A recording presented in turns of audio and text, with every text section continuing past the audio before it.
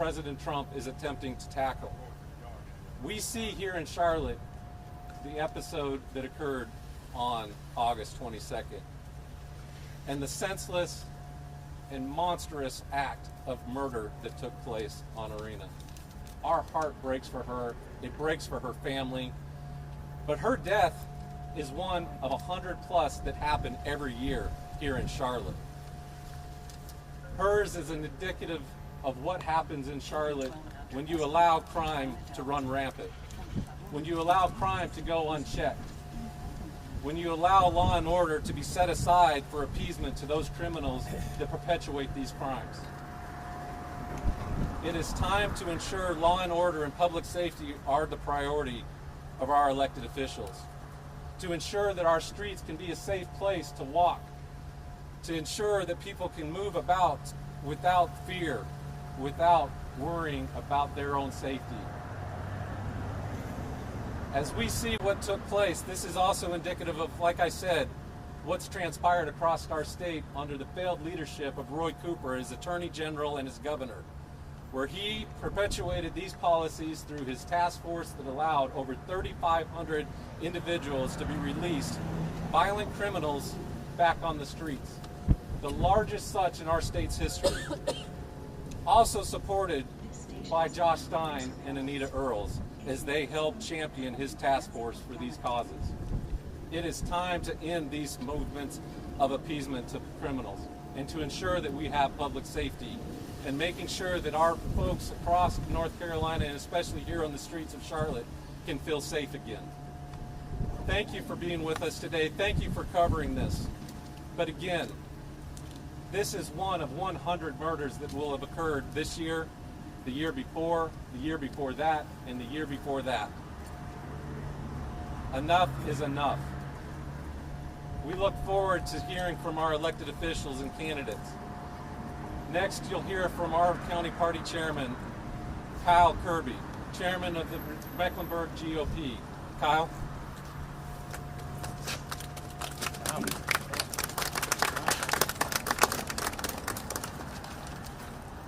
My name is Kyle Kirby. I am the chairman of the Mecklenburg County Republican Party. The full video of Iryna Zarutska's murder has now been released. Don't look away. Don't turn your heads. Don't shut your eyes. Watch it, because she had no choice but to look evil in the face. Her final moments were moments of terror, pain, and loneliness. While no one was able to lift a hand on that car to help her, you can see the killer walking away with his knife dripping in blood in chilling indifference. It is horrific, it is excruciating, but it must be seen by the public. Because these are not isolated tragedies. This is a result of failed policies, weak leadership, and a judicial system that protects criminals instead of innocent individuals. What the Democrats call restorative justice looks like Iryna Zarutska's murder. The suffering of you and your loved ones for their gain. Shame on the Mecklenburg County justice system. You failed to incarcerate an individual who had been arrested previously 14 times.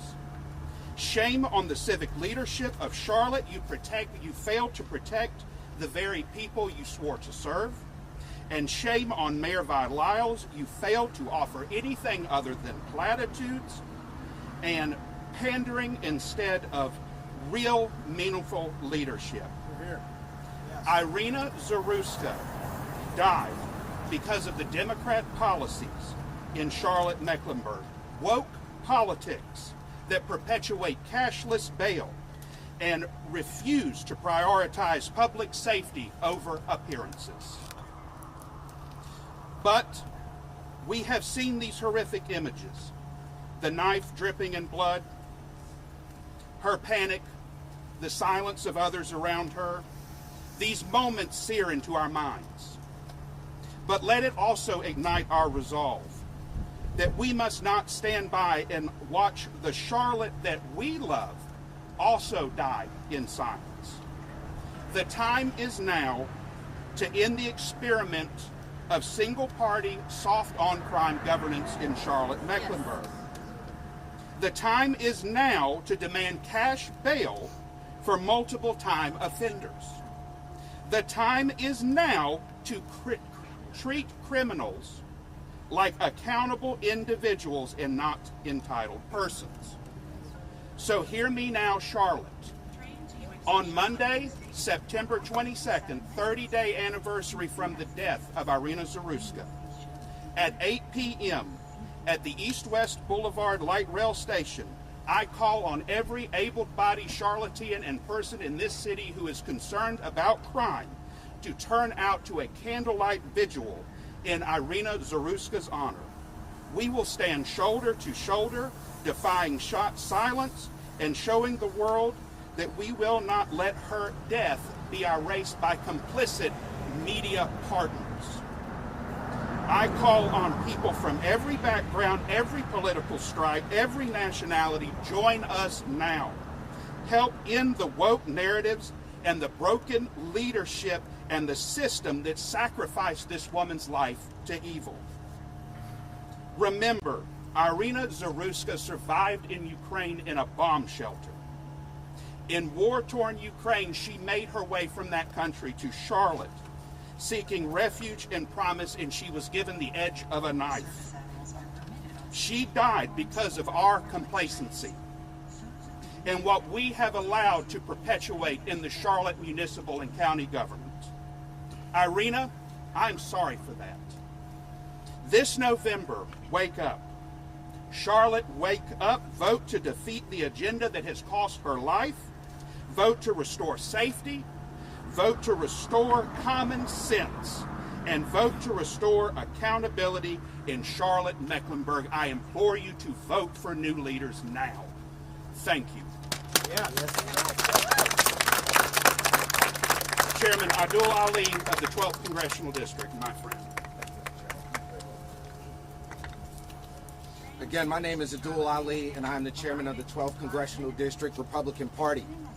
What happened to Iryna Zarutska is an absolute disgrace, a total failure of leadership here in Charlotte. A young woman comes to this country for the American dream only to be murdered in pursuit of that dream by a career criminal. Make no mistake, a career criminal who should have never been out on our streets. This is, ladies and gentlemen, was 100% preventable. This did not have to happen in our city. But this is what happens when you have weak, incompetent, and feckless leadership. The suspect, DeCarlos Brown, violent criminal, history of robbery with a deadly weapon, was let back on our streets. And why, you ask, was he let back on our streets? Because Mayor Vi Lyles and Teresa Stokes, an unelected magistrate, care more about their leftist ideology than they do about the safety of the people taking the light rail. Under Vi Lyles' watch, crime has exploded. Make no mistake. Hundreds of murders in our city. Make no mistake about it. And in fact, while crime is spiraling out of control, what do the Democrats want to do? They want to spend millions and billions of dollars on their pet projects. Another $3 million being proposed for another nightclub in Charlotte with your taxpayer dollars. Absolutely ridiculous. And on top of that, a massive bond referendum. Thank God for Dave Boliak coming to audit the city of Charlotte. While Vi Lyles and the justice system here in Mecklenburg are not taking action, I'll tell you who is taking action. President Trump is taking action. He's restoring law and order across this nation. He's putting the victims like Iryna first. He's supporting our police, securing our borders, and keeping violent criminals where they belong, which is behind bars. Meanwhile, where's our congressional representative? Where's Alma Adams at in all of this? She's silent. She didn't say a word about this until Donald Trump said it first. And why didn't she say a word about it? Because she cares more about retaining what she calls her seat than she does about protecting the people of this district. And my message to Alma Adams is that seat doesn't belong to you. It belongs to the people of this district. Folks, we have criminals running our streets. We have young people with nothing to do, running around with firearms, property crime is out of control in this district, and we need leaders who will stand with our citizens, leaders who will back the blue, secure our streets, and put the safety of the people of Charlotte first. Iryna's death did not have to happen. It's time that we demand better, it's time that we vote for better, and it's time that we hold Vi Lyles and Alma Adams accountable. Next up, I'd like to introduce our candidate for mayor of Charlotte, Terry Donovan. Hello, I'm Terry Donovan. What happened to Iryna Zarutska is a heartbreaking tragedy that is shaking the city to the core. Is this the city we want to live in? Let's call it what it is. This was a hate crime. Iryna was a wonderful, beautiful, and innocent 23-year-old who recently moved to Charlotte from Ukraine for a chance at a safer life, for a new beginning. And tragically, she sat in front of the wrong career criminal on her way home on the light rail, on her way home from her job at a pizzeria. This was a preventable crime. He had been arrested 14 times. Enough is enough. This needs to serve as a wake-up call for our city. We all demand change. We deserve better. The reality is that the people of Charlotte no longer feel safe in their own neighborhoods. With over 17,000 property crimes in the first half of this year, 8,000 vehicle larcenies and theft, and an average of 4 violent crimes per day. This is no longer a matter of voting red or voting blue. This is a matter of voting for common sense. We all have to unite, and we have to have new leadership in Charlotte. We all deserve to feel safe in our neighborhoods. We cannot keep electing the same career politicians who can't even enforce the most basic items, such as transit fares. We don't deserve change. We don't just deserve change, we demand change. Thank you. And I would like to introduce James Bowers next.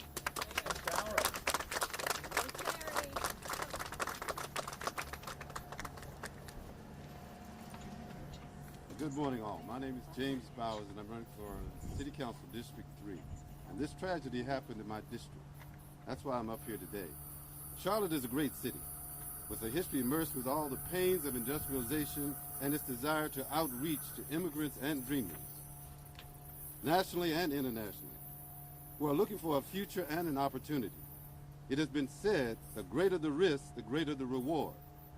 But I say the reward is far greater than the risk. Even when there seems to be no victory, God turns things upon its head and shows us who's in charge. Charlotte has been my home now for almost 40 years, but today I feel as though Charlotte has turned into a hidden war zone. Our nation and city just a few weeks ago experienced a tragedy. An evil spectacle presented its ugly head to our once family-centered community, and now enough is enough. I've had enough of those leaders who pacify these horrible acts and pretend this isn't what it is. It is and was wicked and not the Charlotte we deserve. Iryna Zarutska was one of God's creation, and just like you and me, she deserved to live her life without thinking that my leaders don't have my back. But it's not what happened to Iryna only. It's time after time, again, where violence, gangs, low police morale have been weighted against the people who don't feel safe in their neighborhoods or on the streets. And I'm not going to just sit back and watch it happen if I have anything to do with it. We're standing up today in solidarity against this evil spirit which plagues our city, its people, and works against those ordinary and less talked about ideals like safe streets, safe neighborhoods, and a safe ride on public transportation. Is anyone getting the message? It's past time for a change in leadership in Charlotte, and today is a clarion call for all of Charlotte to stand up and say, enough is enough. It's time for new leaders, who love Charlotte and its people, leaders who won't allow lawlessness and to rule and cower from making the right decision to take bad actors off the streets. And let them know there's a new leadership in Charlotte.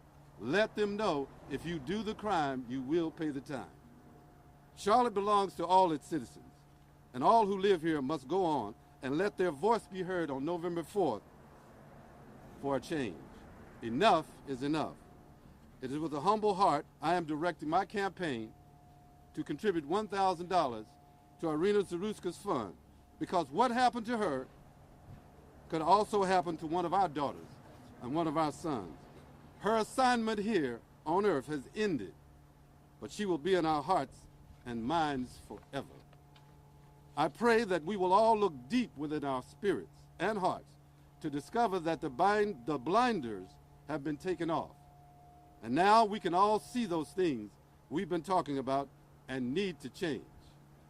Let's stop now for a silent prayer for Charlotte and Iryna's family.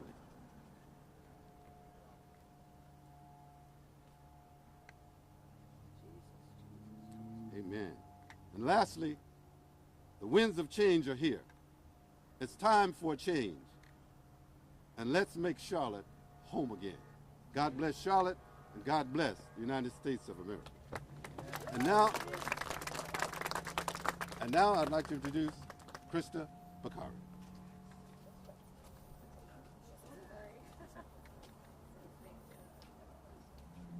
Good morning. The first City Council Democrat just had a press conference this morning, and he did so 3 weeks too late. It was a message of now is the time to take action. The citizens of Charlotte are asking, where has the action been? Some of our council members have been on council for over 10 years, and they are failing our citizens and they are failing our city. The voters of Charlotte are now awake. I'm asking what has prevented them from taking action for 10 years, and then I need the voters of Charlotte to ask, why should they trust that they are actually going to take action now? They had the opportunity and they have not done so. It is a time for change in Charlotte, and I hope that the voters have woken up. I want to thank the police officers in our city for doing their job. They are putting their lives on the line every single day to protect us. It is now time for our leaders to step up and do theirs. Thank you for taking this time to do this. It is important, and I hope the voters of Charlotte will wake up and understand that new leadership is on the horizon, and it's needed now more than ever.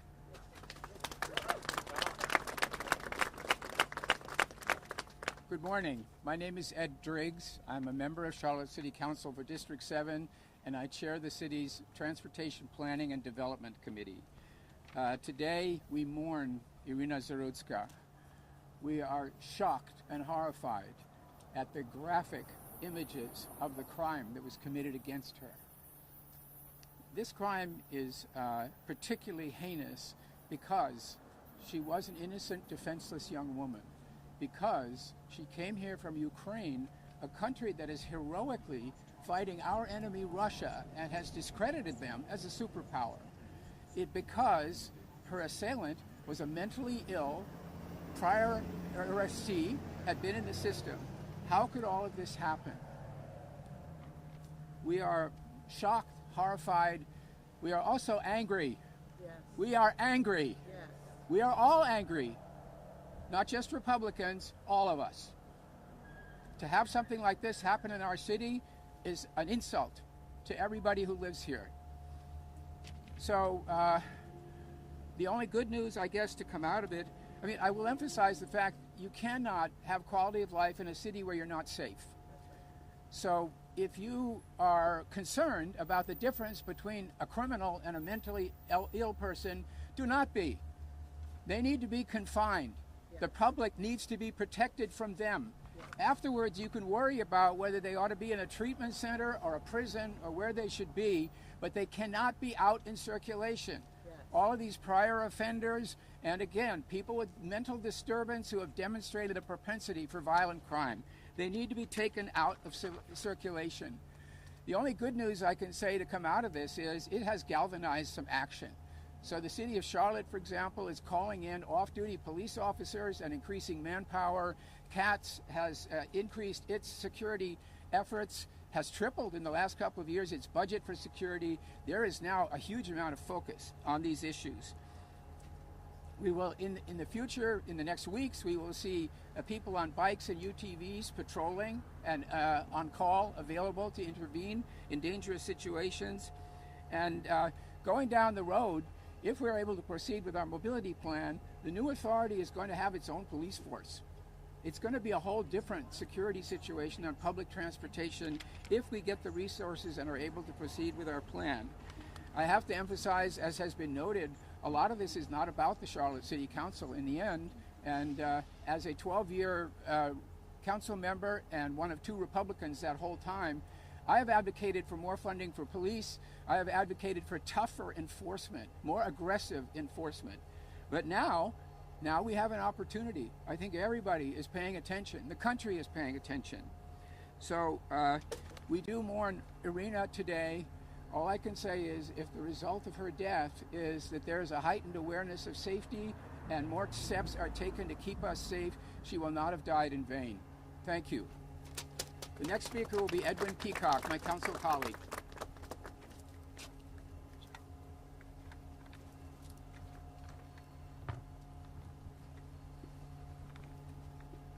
Priorities. Moments like this shake us at our very core.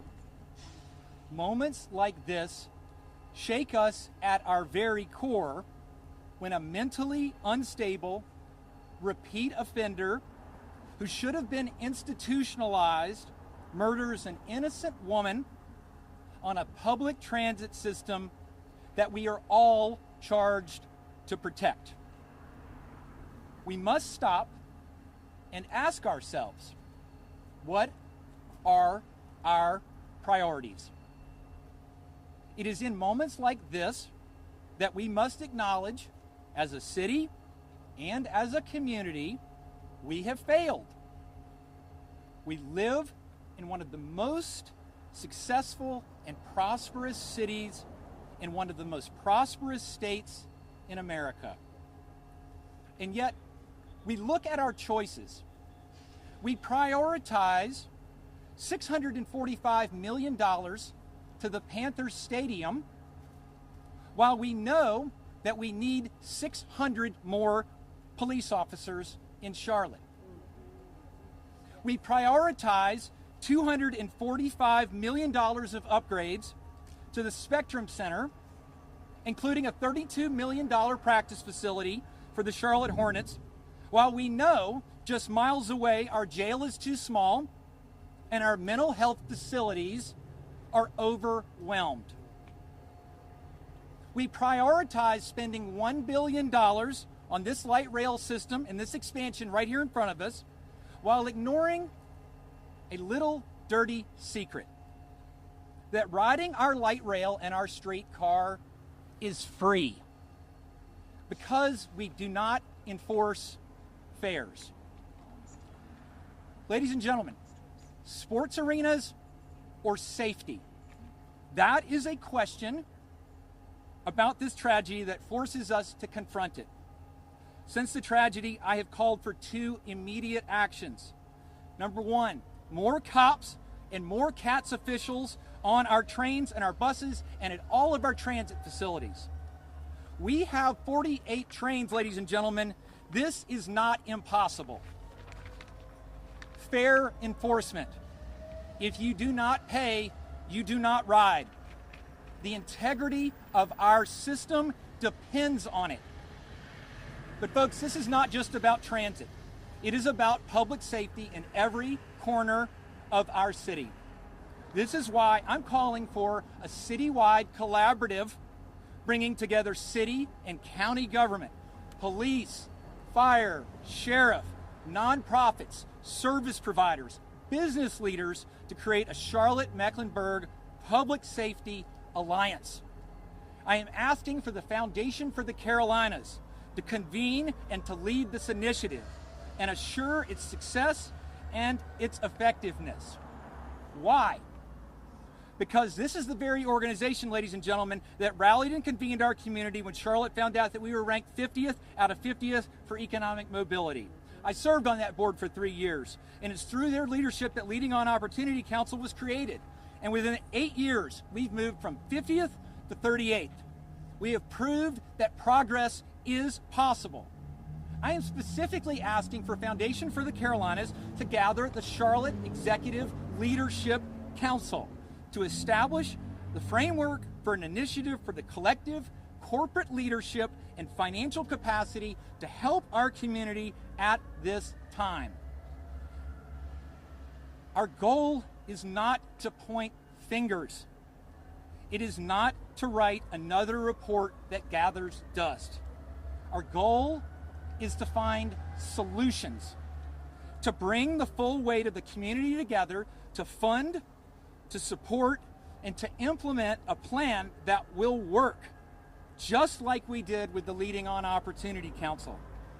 I want to thank all of my candidates behind me who gathered and who have shown the courage it takes to run and the willingness to serve.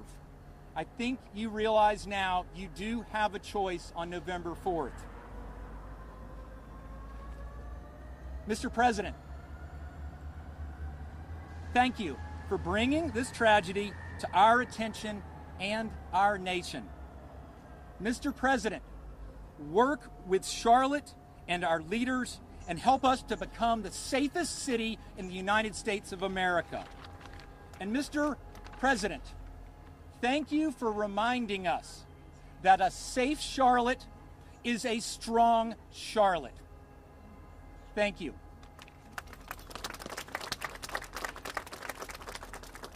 Ladies and gentlemen, I can think of no better way to close out this meeting than to welcome up my friend Tatiana Thulian, who is a native of Ukraine. She immigrated here legally from Crimea. She is also a member of Opera Carolina, and we'd like to ask her, and we'd like for you to join with us in singing our nation's national anthem.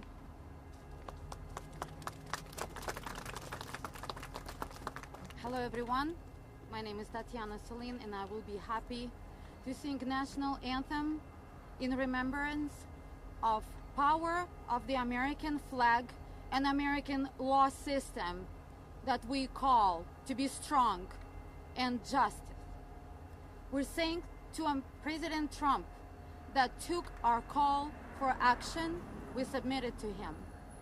And we hope that changes will be here and Charlotte will be safe again. Oh, say, can you see by the dawn's early light what so proudly we hailed at the twilight's last gleaming, whose broad stripes and bright stars through the perilous fight, o'er the ramparts we watched, was so gallantly streaming, and the rockets' red glare, the bombs bursting in air, gave proof through the night that our flag was still there. Oh, say does that star-spangled banner yet wave? Oh, the land of the free and the home of the brave. Woo! Thank you.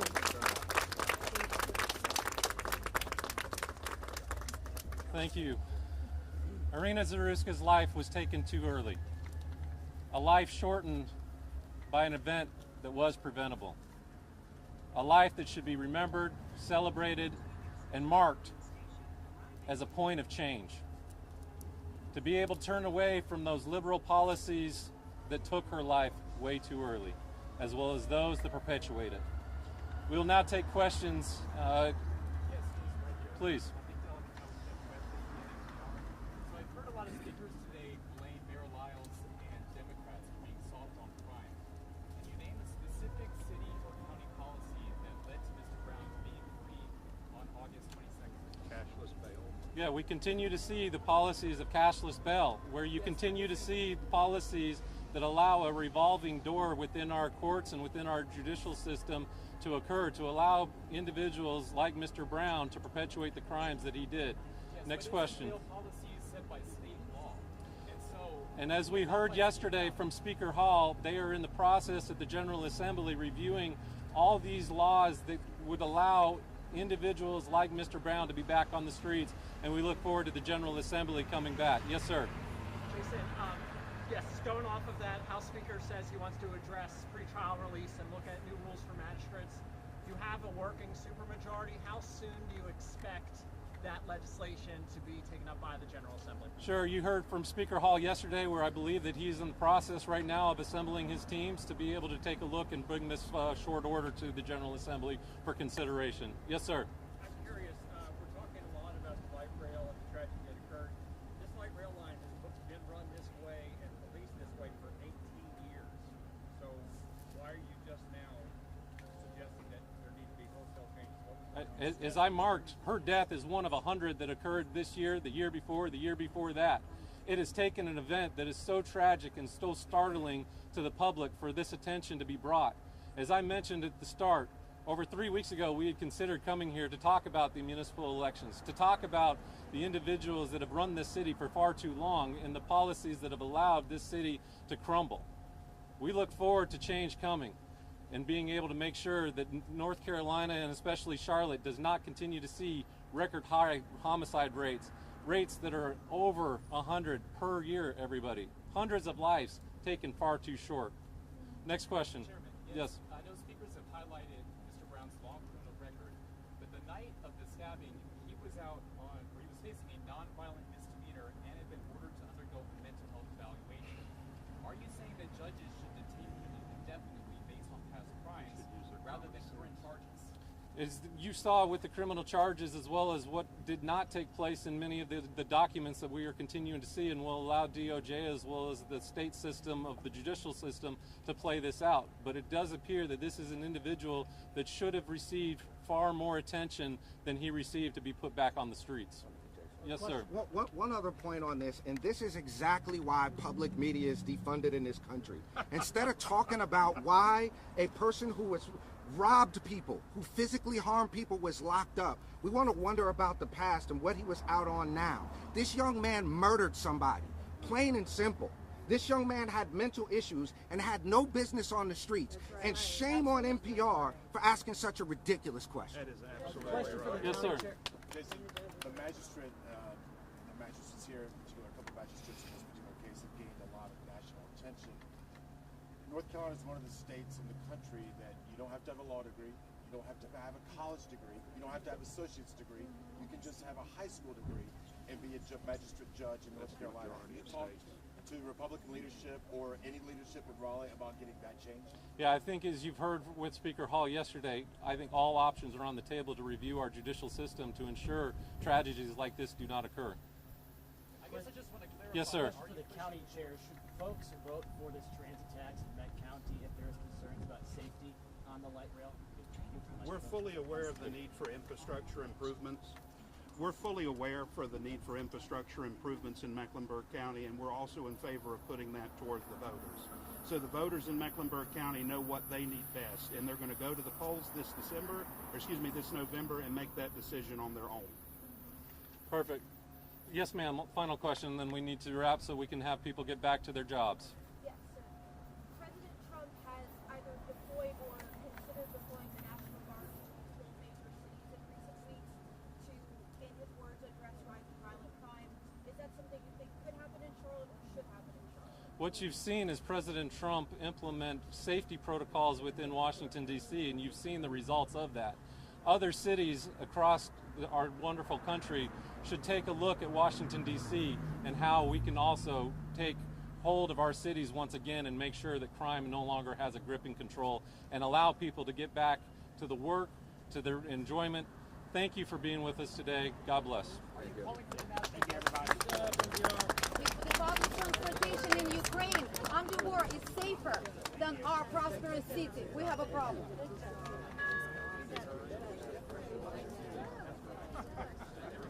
I know.